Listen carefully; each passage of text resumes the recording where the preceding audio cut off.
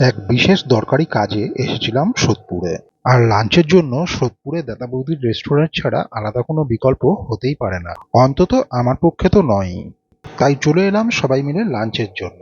বাইরে শুরু হয়েছে ঝমঝমিয়ে বৃষ্টি, আর এদিকে আমাদের প্লেটে হাজির হলো গরম গরম ফিশ ফ্রাই। এছাড়া আমাদের অর্ডারের মধ্যে ছিল ভেজ ফ্রাইড রাইস আর তার সাথে চিলি ফিশ, আর অবশ্যই দাদা বৌদির বিখ্যাত মটন বিরিয়ানি আর তার সাথে চিকেন চাপ। কলাপাতার উপরে সার্ভ করা গরম গরম বিরিয়ানি থেকে বেরিয়ে আসা সুন্দর অ্যারোমা খিদেটা যেন আরো বাড়িয়ে দিল। 200 থেকে 250 গ্রামের এই বিশাল মটনের পিস, পেঁয়াজ রসে বয়েলড এই আলু, সবকিছু মিলিয়ে ফার্স্ট বাইটটা দেওয়ার পরেই মুখের মধ্যে ঘটে যেন একটা স্বাদের বিস্ফোরণ। বিরিয়ানি মানেই কি শুধু দাদা বৌদি, এই বিষয়ে তর্ক অনেক থাকতে পারে। আমার কাছে বিরিয়ানি খেতে শেখা মানে দাদা বৌদি। সাথে চিকেন চাপের টেস্টটাও ছিল একঘর। মাংসটা একদম সফট এবং সুসিদ্ধ। বিরিয়ানির টেস্টটা আরো একঘর বাড়িয়ে দিয়েছিল। ফ্রাইড রাইস আর চিলি ফিশ আমার শাশুড়ি মায়ের পছন্দের আইটেম। এর টেস্টও বেশ ভালো ছিল। সব মিলিয়ে লাঞ্চটা কিন্তু বেশ জমাটেই হয়েছিল।